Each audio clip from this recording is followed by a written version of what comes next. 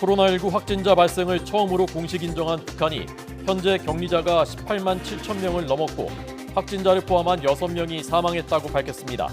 코로나 방역 비상체제 속에서도 북한은 윤석열 정부 출범 이틀 만인 어제 단거리 탄도미사일 3발을 동해상으로 발사해 의도에 관심이 쏠리고 있습니다. 북한이 어제 윤석열 정부 출범 이후 첫 무력 도발에 나선 것과 관련해 김성한 국가안보실장이 제이크 설리번 미국 국가안보보좌관과 통화했습니다. 대통령실은 탄도미사일 발사에 심각한 우려를 전하고 한미 간 대북 공조를 더욱 강화해 나가기로 했다고 밝혔습니다. 6일 지방선거와 국회의원 보궐선거에 나설 주요 후보들이 일제히 등록을 마치면서 여야는 본격적인 선거 경쟁에 돌입했습니다. 국민의힘과 민주당이 각각 선거대책위원회 회의로 경쟁의 시작을 알린 가운데 민주당은 당내 성비위 의혹이 선거에 미칠 영향을 주시하고 있습니다. 김성회 대통령실 종교 다문화 비서관이 다문화 아동 비하 논란이 일고 있는 자신의 과거 발언을 해명했지만 근거로 든 논문에는 관련 내용이 없는 것으로 확인됐습니다. 야당은 대통령의 사과와 김 비서관 해임을 요구했지만 대통령실은 조금 더 지켜보겠다는 입장입니다. 국내 코로나19 신규 환자는 3만 2천여 명으로 안정적으로 감소세를 보이고 있습니다.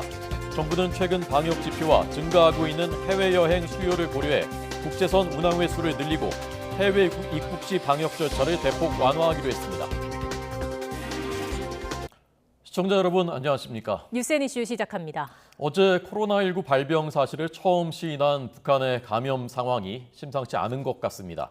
알 수 없는 열병이 이미 지난달 말부터 퍼졌다고 오늘 추가 발표했습니다. 발열자가 35만 명 발생했고 6명이 숨졌다고 밝혔는데 알 수 없는 열병은 코로나19를 지칭한 것으로 보입니다. 취재기자 연결합니다. 홍주혜 기자. 네, 통일외교 안보부입니다. 네, 북한이 어제는 코로나19 확진자 발생을 처음으로 공식 인정했는데 이번에는 유행 규모를 공개했죠. 네, 오늘 새벽 북한 조선중앙통신을 통해 공개됐는데요. 통신은 김정은 국무위원장이 어제 국가비상방역사령부를 찾았다고 보도하면서 전국적인 비상방역 상황을 전했습니다. 지난달 말부터 원인을 알 수 없는 열병이 전국적 범위에서 폭발적으로 전파 확대됐다며 짧은 기간에 유혈자, 즉 발열 증상이 있는 사람이 35만여 명 발생했다고 전했습니다. 이 가운데 16만 2,200여 명은 완치됐고 현재 격리와 치료를 받는 인원은 18만 7,800여 명이라고 밝혔습니다. 또 6명이 숨졌는데 이 가운데 1명은 스텔스 오미크론 확진자로 분류했습니다. 이어 어제 하루에만 전국적으로 발열자가 18,000여 명이 새로 발생했다고 밝혀 확산세가 거센 것으로 관측됩니다. 원인을 알 수 없는 열병이 무엇인지 구체적으로 언급하지 않았지만 어제 코로나19 발생 사실을 공개한 점으로 미뤄 코로나19를 가리키는 것으로 짐작할 수 있습니다. 특히 지난달 말부터 수도권을 중심으로 열병이 동시다발적으로 전파됐다고 밝혀 지난달 25일 열린 조선인민혁명군 창설 90주년 기념 열병식을 계기로 바이러스가 전국적으로 퍼졌을 가능성에 무게가 실립니다. 네, 북한이 중국과의 국경까지 봉쇄하면서 방역을 해왔는데 그 방역망이 뚫린 것인데 지금 어떻게 대응을 하고 있습니까? 김정은 국무위원장은 우선 열병이 수도권을 중심으로 동시다발적으로 전파 확산했다는 건 방역 체계에도 허점이 있는 거라며 질타했습니다.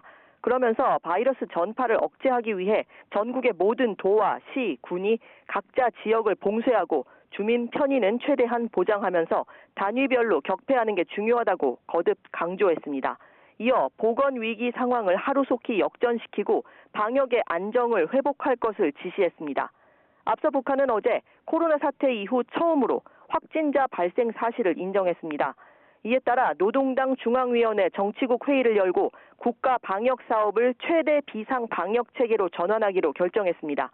북한은 그동안 국제사회의 백신 지원을 거부해왔는데 이번에 코로나19 확산을 대외적으로도 공식 발표하면서 입장을 바꿀지 관심이 쏠립니다. 이런 가운데 북한은 어제 저녁 동해상으로 단거리 탄도미사일 3발을 발사하며 윤석열 정부 출범 후 첫 도발에 나서기도 했습니다.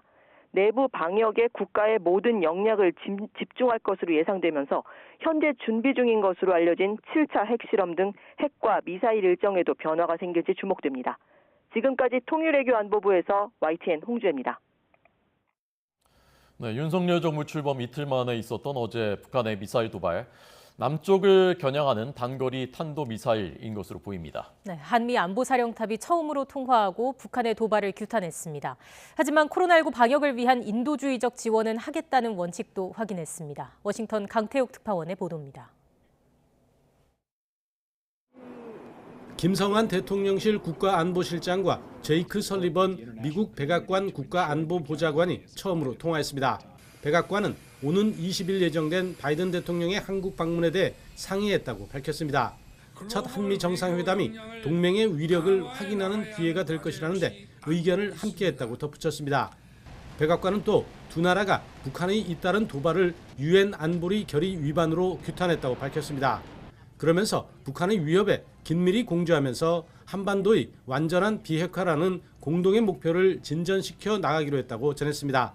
We've shared this information with allies and partners and are closely coordinating with them. As you noted, the president is traveling to the Republic of Korea and Japan next week, where he will continue strengthening these alliances and make clear our commitment to the security of the Republic of Korea.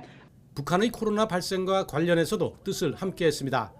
우리 정부는 정치 상황과 별개로 인도적 지원을 준비하고 있다고 했는데 미국도 가장 취약한 북한에 시급한 인도주의적 도움을 제공하려는 국제적 노력을 이어갈 것이라고 밝혔습니다. 다만 백악관은 북한이 그동안 국제 백신 공동 구입 프로젝트인 코백스가 배정한 백신도 거부해 왔다는 점을 지적했습니다. 그러면서 당장 백신을 지원할 계획은 없다고 선을 그었습니다.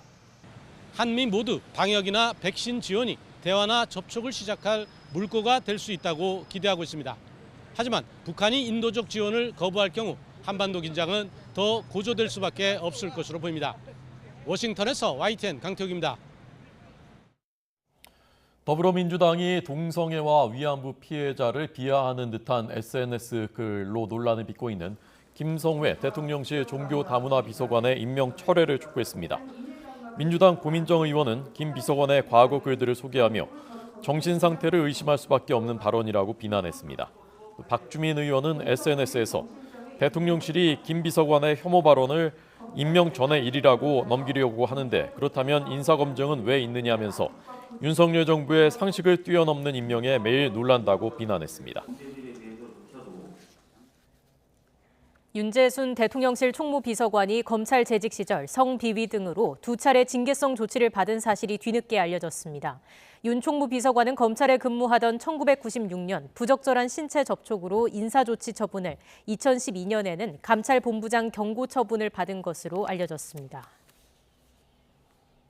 성비위로 더불어민주당에서 제명된 박완주 의원이 피해 보좌진을 여러 번 면직시키려고 한 것으로 확인됐습니다. 민주당 보좌진협의회는 YTN과의 통화에서 피해를 본 보좌진 A씨가 당해 피해 사실을 신고한 뒤 며칠 지나서 의원 면직, 원에서 면직했다는 사실을 확인하는 국회 인사과 통보를 받았다며 의원 면직 요청을 위해서는 당사자의 서명이 필요한데 박 의원 측이 대리 서명을 이용해서 의원 면직을 시도한 것이라고 주장했습니다.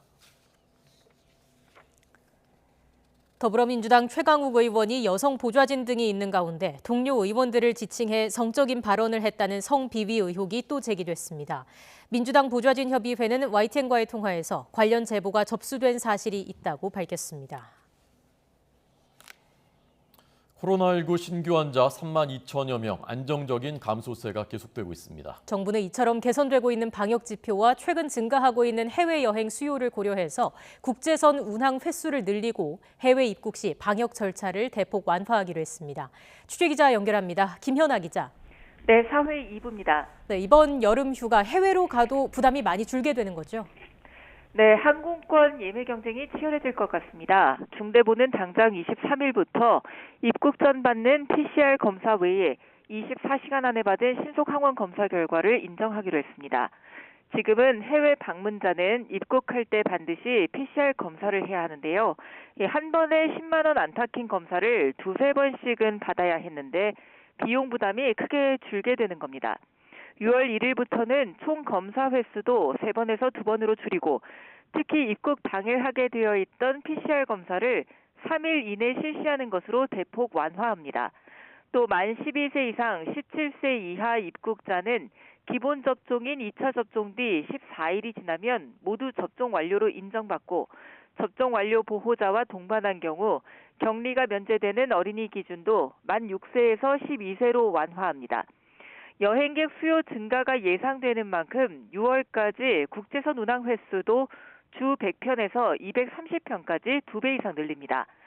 중대본은 또 국내 코로나 상황 관리를 위해 먹는 치료제를 100만 명분을 추가 확보하고 처방 대상도 12세 이상 기저질 환자까지 확대한다고 밝혔습니다. 사망자가 주로 발생하고 있는 요양병원과 시설은 환기시설 등 설비 기준을 마련해 감염 취약 환경을 개선하고 백신 이상 반응과 관련해선 대상 질환을 확대하고 의료비와 사망 위로금도 최대 2배까지 높입니다. 이렇게 일상 회복 속도가 더하는 건 국내 코로나 발생 상황이 안정적으로 유지되고 있어서인데요. 오늘 0시 기준 신규 확진자는 32,451명으로 어제보다 3천여 명 줄었고 위중증 환자는 347명으로 나흘째 300명대를, 사망자는 52명으로 2주째 두 자릿수를 유지하고 있습니다. 지금까지 사회 2부에서 YTN 김연아입니다. 네, 지금 브리핑 시작됐는데 좀 더 자세한 내용이 있는지 한번 보겠습니다. 네, 5월 13일 금요일 중대본 브리핑 시작하겠습니다. 오늘 중대본에서는 새 정부의 코로나19 100일 로드맵 과제 중에서 요양병원과 요양시설의 보호대책 마련 계획에 대해서 논의를 했습니다. 그간 정부에서는 요양병원과 요양시설 내에 감염 예방을 위해서 4차 접종을 시행했고 또 종사자와 입소자를 대상으로 선제검사도 꾸준히 시행해 왔습니다. 현재 방문 접종 등 적극적인 접종 동료를 통해서 요양병원과 요양시설의 4차 접종률은 78.3%까지 높아졌습니다. 선제검사 등의 조치로 이들 시설 내에서 확진자 수가 크게 감소했지만 여전히 확진자 수는 지속적으로 발생하고 있는 상황입니다. 이에 신속하게 대응하기 위해서 요양시설 의료 기동 전담반 운영이라든지 또 치료제 최우선 공급 등의 조치 등은 그 조치 등을 통해서 감염 확산을 꾸준히 차단해 오고 있습니다. 이에 더해서 앞으로는 고위험군 보호를 더욱 강화하기 위해서 요양병원과 요양시설의 환경 개선 그리고 감염 관리 교육 등을 통해서 감염병에 대한 대응 역량을 더욱 강화해 나갈 계획입니다. 먼저 전체 요양병원 1,437개 중 환기시설 설치 의무가 없었던 2017년 2월 이전에 개설된 요양병원이 약 1,100여 개소가 됩니다. 이 부분에 대해서는 실태조사를 실시하고 이들 시설에 대한 환기시설에 대한 기준을 마련하도록 하겠습니다. 또 환기시설 설치에 드는 비용을 위해서 예산도 확보해 나갈 계획입니다.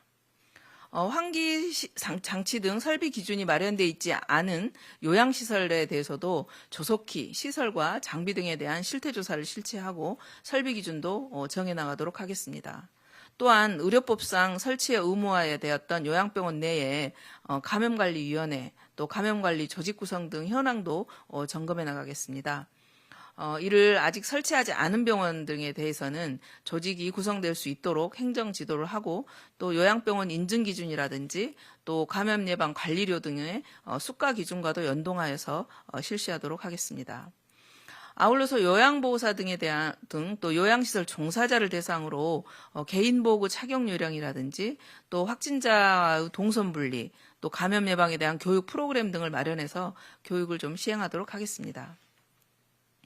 그리고 또 의사가 상주하지 않는 요양시설 내에서 확진자의 방문 진료를 좀 활성화하기 위해서 요양시설 의료기동 전담반을 그동안 운영해왔던 것을 좀 더 확대 운영하는 등 의료 지원도 계속 강화해 나가도록 하겠습니다.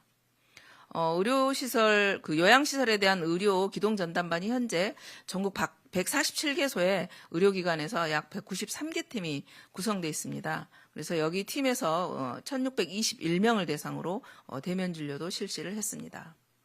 앞으로 이제까지 위험시설에 대한 과제들을 구체화하고 또 충실하게 이행하고 또한 감염에 취약한 요양병원, 요양시설 내에 고위험군 보호에 대해서는 더 많은 노력을 하도록 하겠습니다. 오늘 또 중대본에서는 포스트 오미크론 체계 하에서 해외 입국에 대한 관리 개편 방안에 대해서도 논의를 했습니다. 해외 입국 시에 검사 접근성 그리고 편의성을 높이기 위해서 해외 입국자의 입국 전 그리고 후 검사 방법과 또 만 18세 미만 예방접종 완료 기준을 개선하기로 하였습니다. 먼저 지금까지는 입국 전 검사 방법으로 48시간 이내에 시행했던 PCR 음성 확인서만을 인정해 왔었습니다. 그렇지만 앞으로는 24시간 이내에 시행한 전문가용 신속항원 검사 음성 확인서도 함께 인정하도록 하겠습니다. 또한 6월 1일부터는 해외에서 입국한 후에 1일차에 시행해야만 했던 PCR 검사 시기를 앞으로는 입국 후 3일 이내에 할 수 있도록 조정을 하고 또 입국 6일 내지 7일 이내에 의무적으로 시행해야만 했던 신속 항원 검사는 이제 의무가 아니고 권고로 변경합니다. 이에 따라서 해외에서 입국하는 접종 완료자들은 전문가용 신속항원 검사를 받고 입국할 수가 있게 됩니다. 그리고 또 입국 이내에도 하루가 1일이 아닌 3일 이내에 PCR 검사 결과를 제출하시면 되겠습니다. 또 이후 6일 내지 7일 차에는 자가 신속 항원 검사를 받으시는 것도 권고드리겠습니다. 또 이래서 기존보다는 절차가 간소화되어서 입국할 때 불편함이 좀 줄어들 것으로 예상하고 있습니다. 이제 아울러 또 국내 연령별 예방접종 권고 기준을 고려해서 만 18세 미만에 대한 예방접종 완료 기준도 개선을 합니다. 현재 입국 시 격리 의무가 면제되는 접종 완료자의 기준을 과거에는 2차 접종 후 14일 경과에서 180일 이내이거나 또는 3차 접종 완료해야만 완료로 인정을 했었습니다. 그렇지만 이제 만 12세에서 17세의 경우에는 3차 접종이 공고임을 감안해서 6월 1일부터는 이 연령층에 있어서는 2차 접종 후 14일이 경과하면 접종 완료한 것으로 인정해서 격리가 면제되게 됩니다. 또한 접종을 완료한 보호자하고 동반 입국할 때 적용되었던 격리 면제 대상에 있어서도 현행은 만 6세에서만 하도록 되어 있는데 이제 만 12세로 확대하기로 하였습니다. 따라서 이제 가족 동반 해외 입국에 대한 절차가 더 간소화되면서 불편함이 줄어들 것으로 예상합니다. 앞으로 이제 정부는 해외 입국 관리 체계를 좀 더 단계적으로 개선해 나가고 또 한편 해외에서 유입되는 신종 변이라든지 재유행 부분에 있어서는 더 강력한 대응 체계로 함께 대응하도록 하겠습니다. 오늘 확진자 수는 지난주 동일 요일에 비해서는 다소 좀 늘었습니다. 이거는 지난주 경우 어린이날 연휴가 있었기 때문에 검사량 감소 효과가 있어서 오늘 확진자 수가 상대적으로 일시적 증가하는 양상을 보였는데요. 전반적으로는 감소하는 추세를 보이고 있습니다. 그렇지만 이런 감소세가 점차 좀 둔화되는 양상을 보이는 것이기 때문에 확진자 수가 앞으로는 정체 구간에서로 진입할 것이라고 예상하고 있고요. 이후 소규모의 등락을 거듭하지 않을까 생각하고 있습니다. 당분간 상당 기간은 코로나19와 함께 살아가야 한다는 거 함께 명심을 해야 될 것 같습니다. 60세 이상 고령층의 경우 감염 위험과 치명률은 여전히 높습니다. 그래서 예방접종 꼭 받아주실 것 다시 한번 당부드립니다. 주변의 가족 그리고 친지들께서도 어르신들 예방접종 받을 수 있도록 적극적으로 도와주시면 감사하겠습니다. 새로운 정부 출범과 함께 우리 새로운 일상 회복이 순조롭게 이루어지고 또 새로운 유행의 가능성에 대한 대처하기 위해서 빈틈없이 우리 정부도 최선의 노력을 다하도록 하겠습니다. 감사합니다. 네.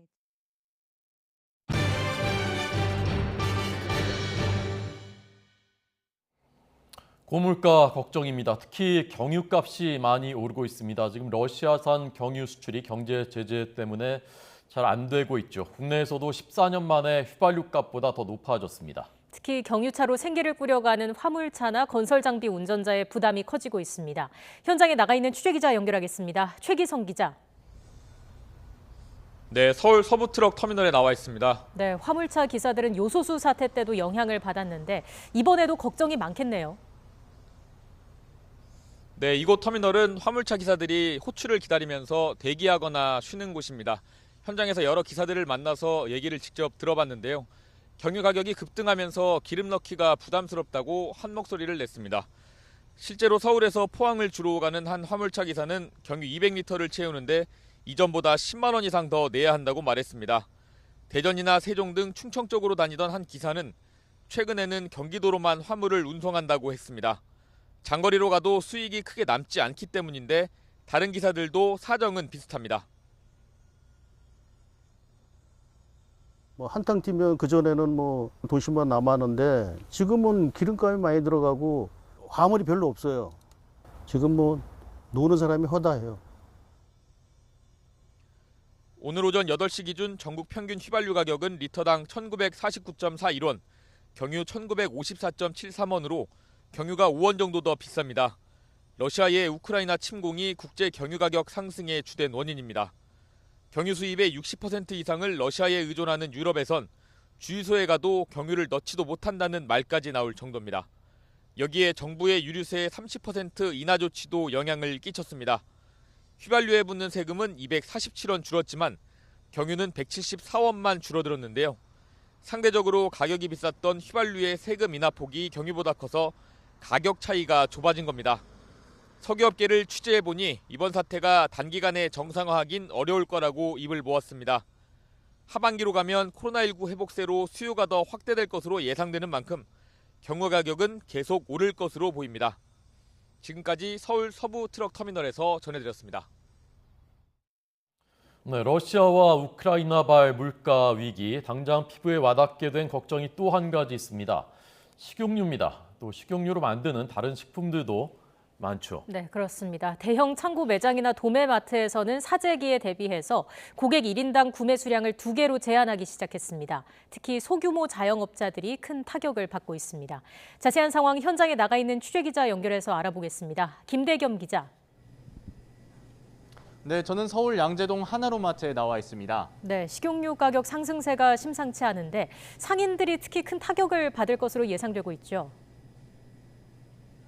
네, 우선 제가 나와 있는 곳은 주로 상인들이 상품을 구매하게 되는 식자재 도매 매장입니다.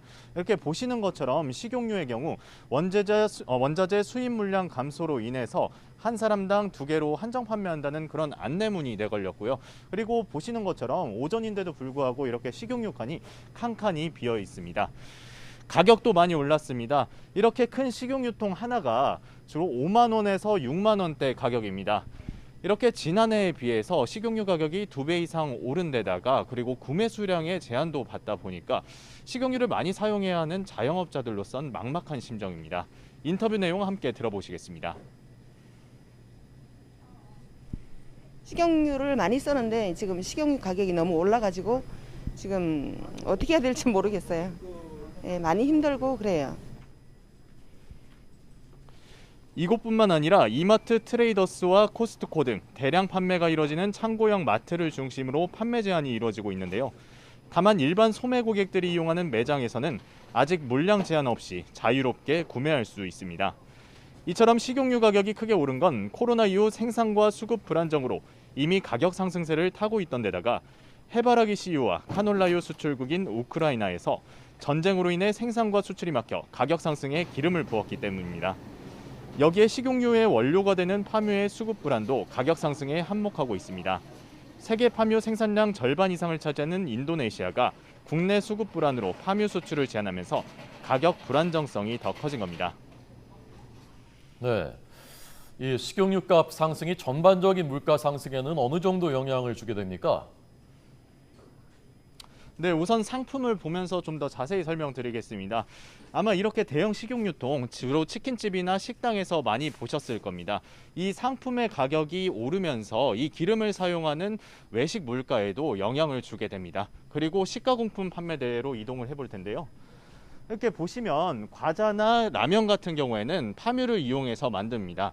근데 제가 앞서 말씀드린 것처럼 인도네시아 수출 중단으로 인해서 파묘 가격이 오르면서 이 파묘로 만드는 라면이나 과자 등 식가공품의 가격도 동시에 오를 가능성이 있는 겁니다.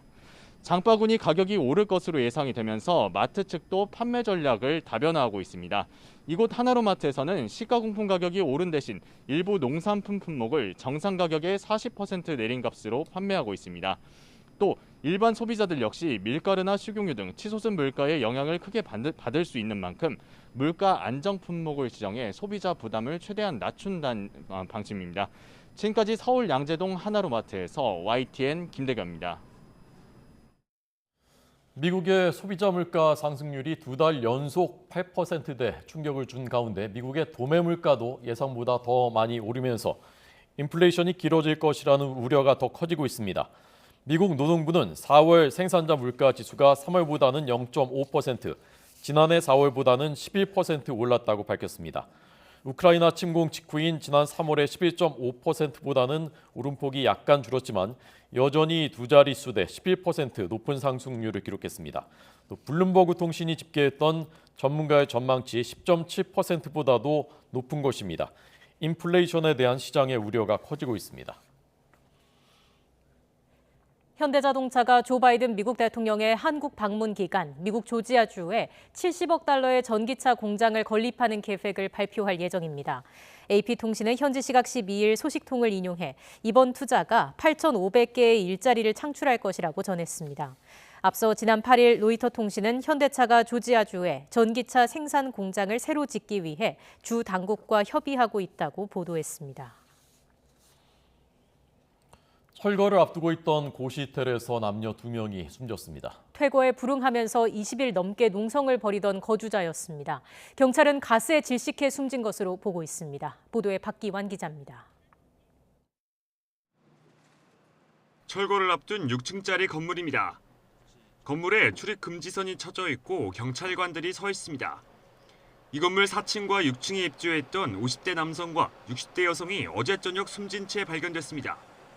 두 사람은 퇴거 명령에 반발하며 건물에 남아 있었습니다. 아까 제가 한 3시쯤 나왔을 때 과학사 그분들이 나오셨더라고요. 그래서 내가 계속 그냥 여기 쳐다보고 있었어요. 근데 나중에 이제 들으니까 돌아가셨다고 얘기했는데. 오전까지도 강력 농성을 벌이던 두 사람의 생활 반응이 뚝 끊기자 이를 수상하게 여긴 경찰과 소방당국은 건물 내부로 진입해 가스 유출 사실을 확인했습니다. 폭발 위험에 대비해 폭발물 관리팀이 출동했고 수색 중 두 사람의 시신이 발견됐습니다.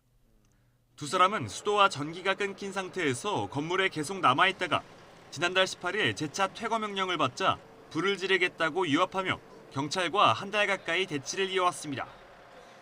실제로 방 안과 고시텔 복도에는 LP 가스통이 쌓여 있었고 가스 농도도 안전 기준치를 크게 웃돌았습니다. 경찰 관계자는 가스에 질식한 것으로 추정되지만 외부 공기 유입을 의도적으로 막은 흔적은 없었다고 설명했습니다.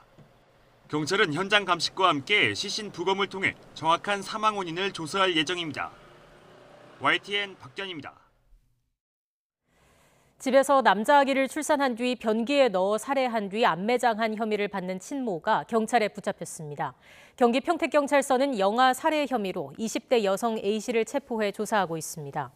A씨는 경기 평택시 서정동에 있는 자신의 집에서 홀로 남자 아기를 출산한 뒤 곧바로 옷으로 입을 막고 변기에 얼굴을 넣어 살해한 이후 아기를 뒷산에 묻은 혐의를 받습니다. A씨는 어제 오후 5시쯤 A씨 집에서 막힌 변기를 뚫는 작업자가 변기에서 아기 태반과 탯줄을 발견해 신고하면서 경찰에 긴급 체포됐습니다. 한 대학의 간호학과 학생들이 산모나 보호자의 동의가 없이 분만, 아기 낳는 것을 참관해 왔습니다. 불법입니다. 병원에서는 간호사인 척하라면서 구체적인 지침까지 만들어 나눠준 것으로 확인됐습니다. 김철희 기자가 보도합니다. 경기 수원시에 있는 한 대학교. 지난달부터 이 학교 간호학과 학생들은 근처 산부인과 병원에서 실습 수업을 받고 있습니다. 수업 전 학교 측이 병원에서 받았다는 실습 주의사항을 단체 카톡방에 올렸는데 이를 본 학생들은 깜짝 놀랐습니다. 분만실에서 참관할 때 실습생이 아닌 신규 간호사인 척 해야 하며 보호자가 보고 있으니 아기가 나올 때 인상을 짓거나 학생 신분을 알아차릴 만한 행동을 하지 말라는 구체적인 내용이 빼곡히 적혀 있었기 때문입니다. 마지막에는 학생이면 분만을 지켜볼 수 없어 신분을 속이는 거라는 내용까지 있었습니다. 실습생들은 실제 현장에서도 지침을 따라야 했다고 말합니다.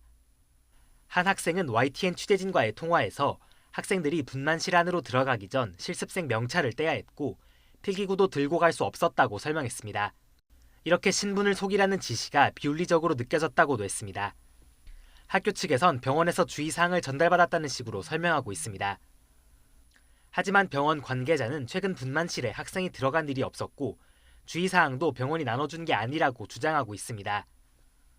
전문가들은 동의 없는 분만 참관 지시는 의료법 위반이라고 지적합니다. 실습생이 아닌 척 하라고 하면 당연히 뭐 의료법상 이제 그 환자 보호가 이제 유출이 된 거니까 문제가 되는 상황이죠. 환자 이제 진료 과정에서 집한 정보들은 이제 보호하도록 되어 있거든요. 앞서 법원은 허락 없는 분만 실입회에 대해 병원의 손해배상 책임을 물었던 적이 있습니다. 따라서 산모 측이 소송을 제기할 경우 병원이 법적 책임을 피하기는 쉽지 않아 보입니다. YTN 김철입니다. 74년 동안 나토에 가입하지 않고 중립국으로 남아온 핀란드가 나토에 들어가기로 했습니다. 나토의 동진을 막겠다며 우크라이나를 침공한 러시아의 자업자득입니다. 강정규 기자입니다. 1939년 옛 소련의 침공으로 시작된 겨울전쟁. 핀란드는 거세게 저항했지만 결국 영토의 10%를 내줘야 했습니다. 지난 2월 러시아의 우크라이나 침공 이후 핀란드에서 나토 가입 여론이 대세를 이룬 이유입니다. 결국 핀란드 대통령과 총리는 공동성명을 내고 74년 동안 지켜온 중립을 포기하기로 했습니다. If that would be the case that we join, well, my response would be that you caused this. Look at the mirror.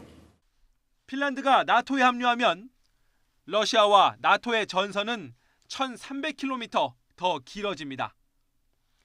나폴레옹 전쟁 이후 200년 동안 중립을 지켜온 스웨덴도 동반 가입을 타진 중입니다. 나토의 동진을 막겠다며 전쟁을 일으킨 러시아로선 제대로 역풍을 맞은 셈입니다.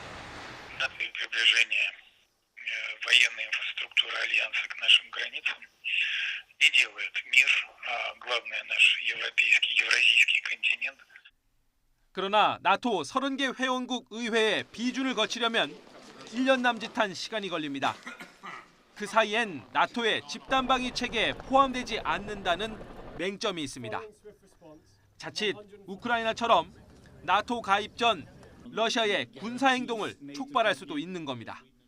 If they decide to apply, Finland and Sweden will be warmly welcomed and expect the process to go quickly. 나토는 가입 절차가 진행되는 동안 핀란드를 보호하기 위해 발트해 주변에 병력을 증강하겠다고 밝혔습니다. 러시아도 전술핵 배치 등 맞대응을 예고하고 있어서 유럽 지역에 또 다른 뇌건이 될 위험도 있습니다. YTN 강정규입니다.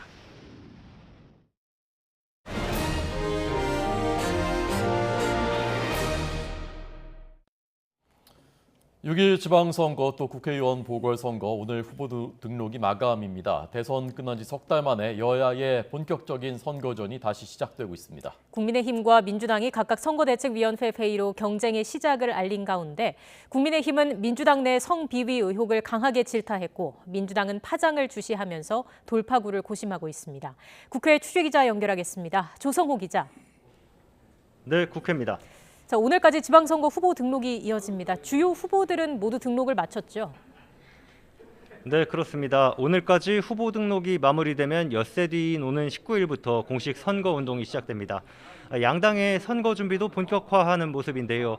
여당이 된 국민의힘은 국회에서 선거대책위원 회의를 열고 인재 영입으로 선거운동 예열에 나섰습니다. 프로당구 선수 차유람을 특보로 영입해서 지방선거 과정에서 유세와 홍보 활동을 함께 하기로 했습니다. 그러면서 어제 민주당 박완주 의원 제명 의결로 드러난 성비위 의혹 등을 강도 높게 비판했습니다. 김기현 공동선대위원장은 민주당이 근거 없는 우월감에 집단 도취돼 총체적인 도덕 불감증에 빠져 있다고 질타했습니다. 직접 들어보시죠. 성범죄 DNA는 개선되기는커녕 더 기승을 부리고 있습니다. 성범죄 전문당이라고 해도 과언이 아니라는 생각이 들 지경입니다. 이준석 대표는 인천 계양을 보궐선거에 출마한 이재명 상임고문을 겨냥해 최근 국회의원의 불체포 특권 남용을 위해 방탄 출마를 감행하는 것이 국민의 관심사로 등장하고 있다고 말했습니다. 계양을에서 윤영선 후보가 당선돼 이 고문의 불체포를 불가능하게 하는 게 1차 저지라면서 실패하더라도 수사를 막지 않도록 연구하고 추진해달라고 원내 지도부에 당부했습니다. 네, 민주당 지금 성비위 사건 때문에 비상인데요. 첫 회의를 경기도에서 했다고요? 네, 이재명 고문이 총괄 선대위원장을 맡은 민주당은 첫 중앙선대위 회의를 경기도 수원시 김동연 경기지사 후보 선거사무소에서 진행했습니다.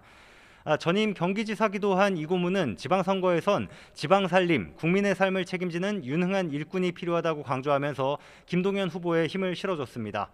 다만 박완주 의원 성비위 의혹과 관련해선 회의에서 언급하지 않았고 회의를 마친 뒤 기자들 질문에 당 지도부의 사과 입장에 공감한다고만 짧게 밝혔습니다. 들어보시죠. 그 문제는 어제 우리 상임선대위원장께서 충분히 말씀드렸고 그래서 저는 거기에 공감한다 이런 정도 말씀드리겠습니다. 민주당은 그러면서 윤재순 대통령실 총무비서관의 검찰 재직 시절 성비위 징계 이력을 언급하며 역공을 폈습니다. 박홍근 원내대표는 이런 사실을 윤석열 대통령이 모를 리 없는데도 핵심 보직에 앉혔다며 몰상식한 인사 대참사에 이어 비서실 인선의 민낯이 드러났다고 질타했습니다. 박지현, 윤호중 공동비대위원장은 어제 잇따르는 당내 성비위에 대해 대국민 사과와 함께 지방선거 유불리를 따지지 않고 제보와 조사, 징계를 이어가겠다고 했는데요. 그러면서도 선거에 미칠 파장을 예의주시하는 분위기입니다. 네, 어제 윤석열 정부 첫 국무회의에서 코로나19 손실 보상을 위한 추가 경정 예산안이 통과됐습니다. 오늘 국회에 제출될 예정인 거죠? 네, 말씀하신 것처럼 정부가 오늘 추경안을 국회에 제출합니다. 코로나19 피해 소상공인 자영업자 370만 명에게 1인당 최소 600만 원의 방역 지원금을 지급하는 내용이 골자인데요. 오는 16일 윤석열 대통령의 국회 시정연설을 시작으로 심사를 시작하게 됩니다. 여야 모두 신속한 통과 필요성에 공감하고 있지만 심사를 앞두고 기싸움이 벌어지는 모양새입니다.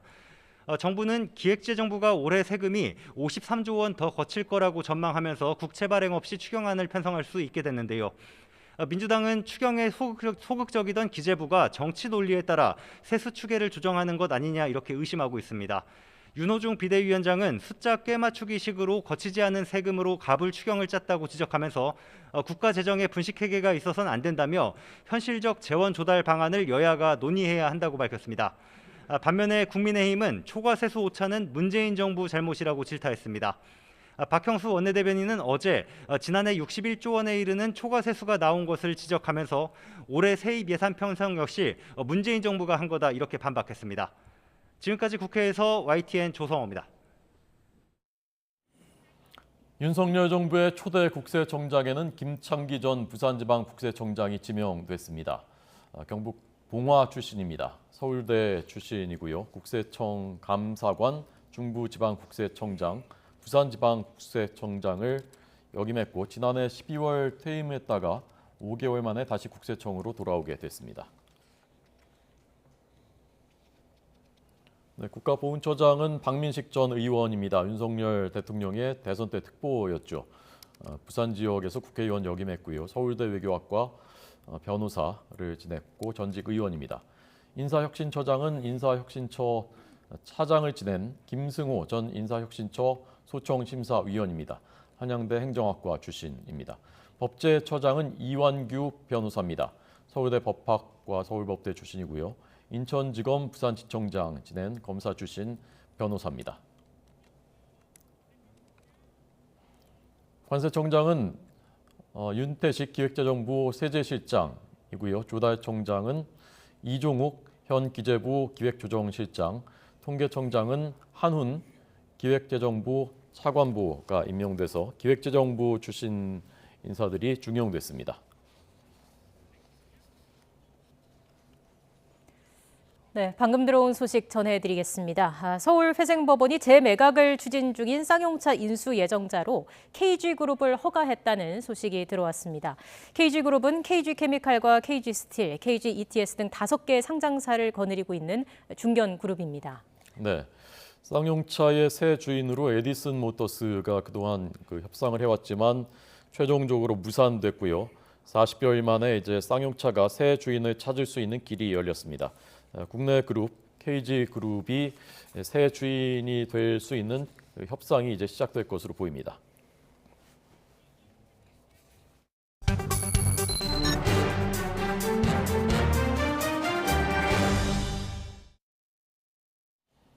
북한이 어제 윤석열 정부 취임 시작 이틀 만에 단거리 탄도미사일을 발사했습니다. 우리 정부가 어떤 의도인지 또 어떤 무기인지 정밀 분석하고 있습니다. 북한 내 코로나19가 급속히 확산하는 상황에서 이루어진 이번 도발, 어떤 의미를 지니고 있는지 살펴볼 필요가 있습니다. 문성묵 한국국가전략연구원 통일전략센터장과 함께 관련 내용 짚어보겠습니다. 어서 오십시오. 네, 안녕하십니까. 세 발을 쐈다고 하고요. 네. 이게 뭐 방사포라는 분석도 있었고 단거리 탄도미사일로 규정되기도 했었고요. 어떻게 봐야 하는 것인가요? 예, 세 발 쏜 건 맞습니다. 북한이 방사포 개발을 아주 적극적으로 해왔거든요. 특히 2019년 이후에. 그건 뭐 이유가 있습니다. 왜 그러냐면 탄도미사일은 유엔 안보리 제재 결의를 위반하는 것이기 때문에 탄도미사일이라는 용어를 쓰지 않고 사실 방사포라는 이름으로 포장을 해서 개발을 해왔고요. 네. 사거리를 늘리고 위력을 높이고 정확도를 높이기 위한 유도 기능이라든지 이런 것들을 계속 해왔어요. 이번에 발사한 것은 이제 우리가 보통 KN-25라고 부르는데 초대형 방사포입니다. 합참이 발표한 바에 따르면은 사거리가 360km, 고도가 90km, 그리고 마하 5 정도의 속도를 냈다고 그러는데요. 사거리로 보면은 뭐 우리 계룡대, 우리 군지부까지도 타격이 가능한 수도권은 물론이고요. 네. 그래서 지금 말씀하신 대로 이제 방사포 전방 지역에 배치되어 있는 일반 뭐 120mm 방사포 이런 것들은 사거리가 길지 않습니다. 유도 기능도 없고 로켓도 없습니다. 그러나 지금 이번에 발사한 방사포는 그런 기능을 다 갖추고 있기 때문에 명백히 탄도미사일이죠. 유엔 안보리 결의를 위반한 것이고 그래서 이제 도발이라고 얘기했고 규탄을 한 겁니다. 무늬만 방사포지 실제로는 탄도미사일이군요. 그렇습니다. 그래서 탄도미사일 그리고 위협이 아닌 도발 이런 식으로 표현을 바꾼 거라고 볼 수 있겠네요. 그렇습니다. 그러니까 그동안 사실은 이제 앞에 정부에서는 북한이 그런 발사를 하면 일단 뭐 탄도미사일이라는 표현보다는 불상의 발사체 뭐 이런 식으로 표현을 했어요. 북한이 좀 민감해하기 때문에 또 유엔 안보리 결의와도 연관이 돼 있고 그런데다가 이제 북한이 또 도발이라는 용어를 쓰지 말라. 왜 남측도 미사일을 쏘면서 우리가 쏘는 걸 왜 도발이라고 그러냐. 그건 명백히 이중 기준이다. 그렇게 이제 문제를 제기한 이후에는 또 도발이라는 표현도 또 안 썼거든요. 그게 이제 우리 국민들의 마음을 굉장히 답답하게 만들었고 국제사회에서도 사실은 지탄의 대상이 됐었습니다. 그러나 이제 새 정부는 명백히 탄도미사일은 그 딱 관측해 보면 고도라든지 속도라든지 궤적을 보면 아닌지 금방 차이가 나거든요. 미사일은 탄도미사일 아니면 순항미사일입니다.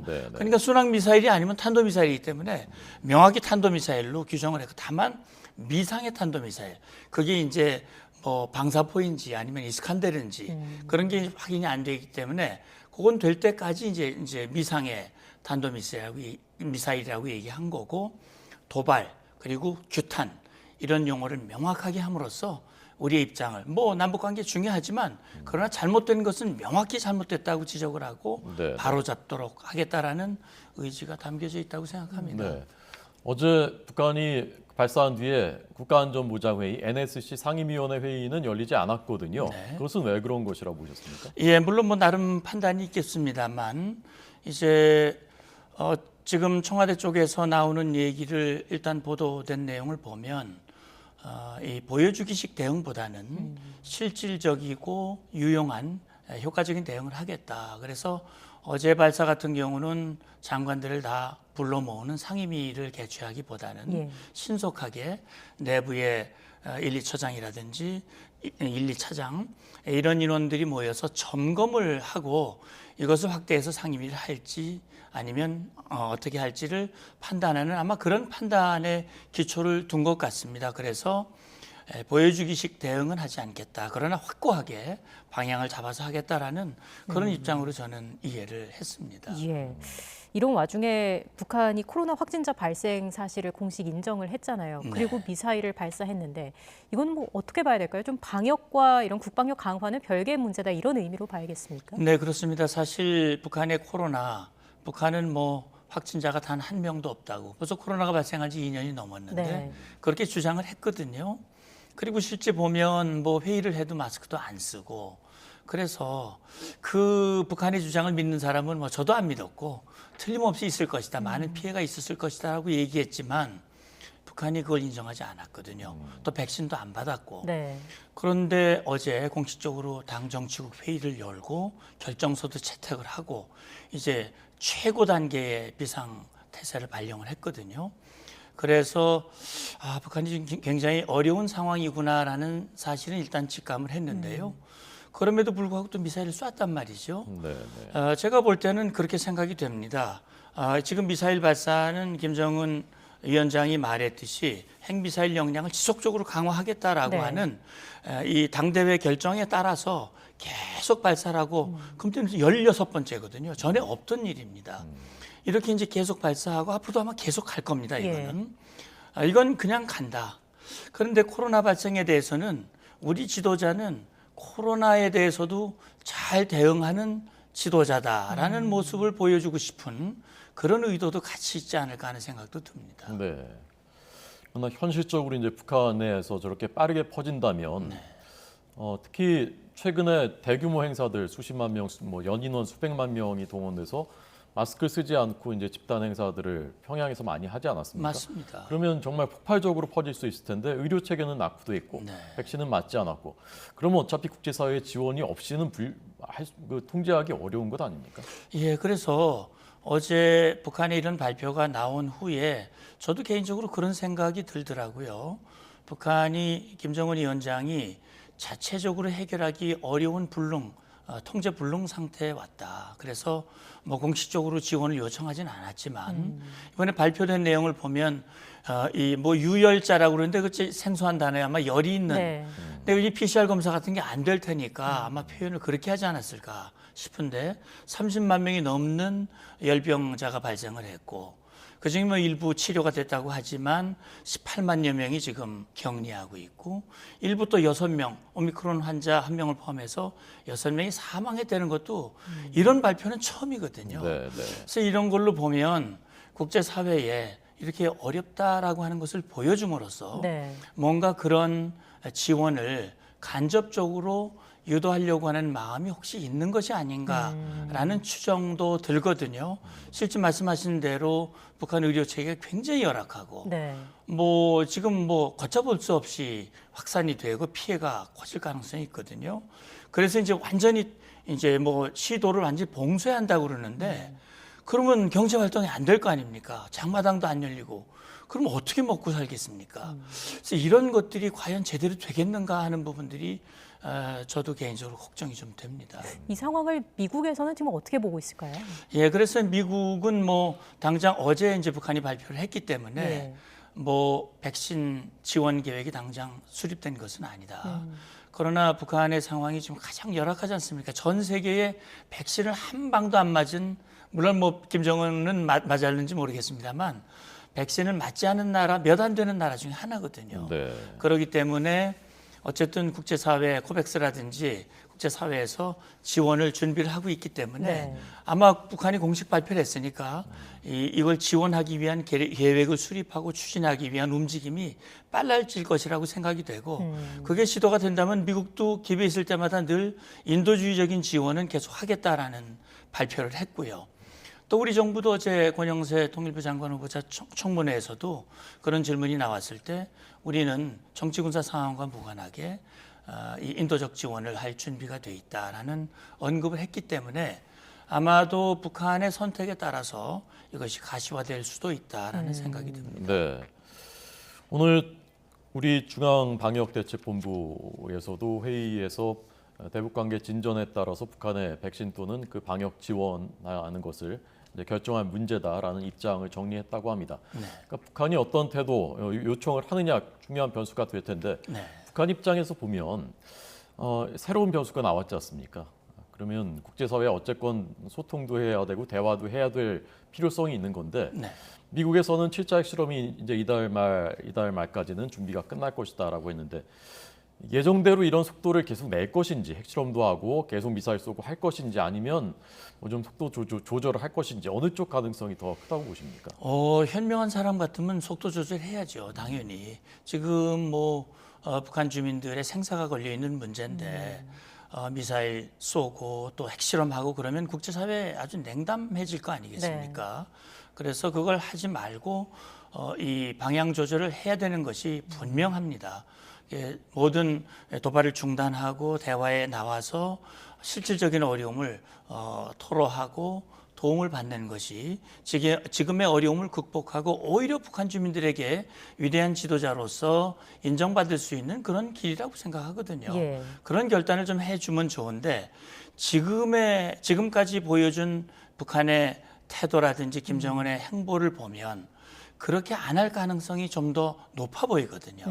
그러니까 그런 생각이 없다면 뭐 그렇게 풍계리 핵실험장을 부지런히 지금 보수 공사를 하고 있고 준비만 되면 하겠다라는 것이고 그래서 지금 상황으로서는 지금 김정은 위원장은 군사력을 강화하고 국제사회에서 어느 누구도 범접할 수 없는 힘을 가지게 된 것을 최고의 업적으로 과시하고 있기 때문에 예. 이걸 본인 입으로 계속 강화하겠다고 그랬는데 이걸 중단하기는 좀 고민스러울 것이다라는 생각은 듭니다. 그러나 지금 코로나 걷잡을 수 없는 상황이기 때문에 예. 이걸 중단하고 방향을 좀 전환했으면 좋겠다라는 그런 얘기를 좀 해주고 싶습니다. 현실적으로는 또 그렇습니다만 최근의 행보라는 거는 뭐 한미 정상이 만나기로 했다라는 소식이 전해진 이후에도 북한이 미사일 도발을 해왔잖아요. 그럼요. 그런 상황을 감안해 봤을 때 이번 한미 회담이 열리는 시기에도 도발이 있을 수 있다. 7차 핵실험도 있을 수 있다. 이런 가능성을 배제할 수 없다라고 보시는 거죠. 그렇죠.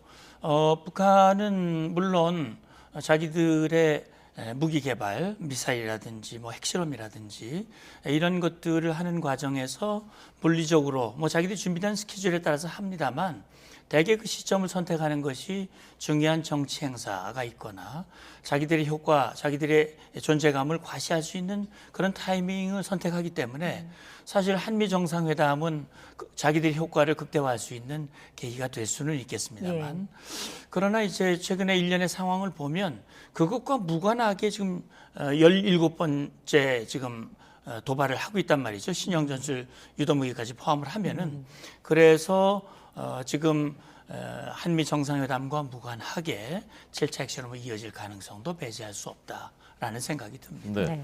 박사님 끝으로요. 네. 이 코로나19 창궐이 북한의 체제 또 민심에 어느 정도 영향을 미치게 될 것인지 저희가 쓸 수 있는 시간이 30초 남았습니다. 네. 예, 사실 김정은 위원장이 제대로 된 그런 조치를 한다면 지금이라도 무모한 그런 통제보다도 백신이라든지 치료제 지원을 받아서 이걸 제대로 해야 되거든요. 이게 안 되면 오히려 김정은 위원장의 계산과는 달리 민심이 나빠지고 상당히 어려워질 수가 있습니다. 그래서 현명한 결단이 시급하다라는 얘기를 해주고 싶습니다. 네, 알겠습니다. 여기까지 듣겠습니다. 문성묵 한국국가전략연구원 통일전략센터장과 함께했습니다. 고맙습니다. 감사합니다. 저는 지금 개방 나흘째를 맞고 있는 청와대 본관 앞에 나와 있습니다.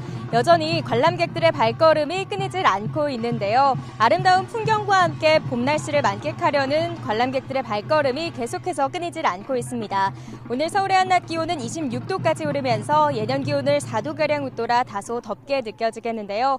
하지만 밤사이 찬 공기가 유입되면서 주말인 내일은 다시 예년 이맘때 봄 날씨를 회복할 전망입니다.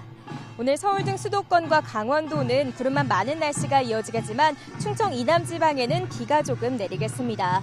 제주도에는 낮까지 5에서 10mm의 비가 더 오겠고 오후부터는 강원과 충청, 남부 일부에 5mm 안팎의 적은 비가 예상됩니다. 오늘도 낮 동안 서쪽 지역에는 25도 안팎의 낮더위가 이어지겠습니다. 서울 26도, 대전 24도까지 오르겠고요. 동풍의 영향을 받는 동해안은 포항 16도, 강릉 15도에 머물면서 예년보다 선선한 날씨가 이어지겠습니다. 주말에는 맑고 포근한 봄 날씨가 이어지겠고요. 다만 낮 동안 강한 햇볕이 내리쬐면서 자외선 지수가 높게 치솟을 것으로 예상됩니다. 주말 나들이 계획하시는 분들은 자외선 차단에 신경 써주시기 바랍니다. 오늘 낮 동안 기온이 크게 오르는 서쪽 지역은 오존 농도가 높게 나타나겠습니다. 오존은 마스크로도 걸러지지 않으니까요. 호흡기 건강 관리에도 신경 써주시기 바랍니다. 지금까지 YTN 윤수빈입니다.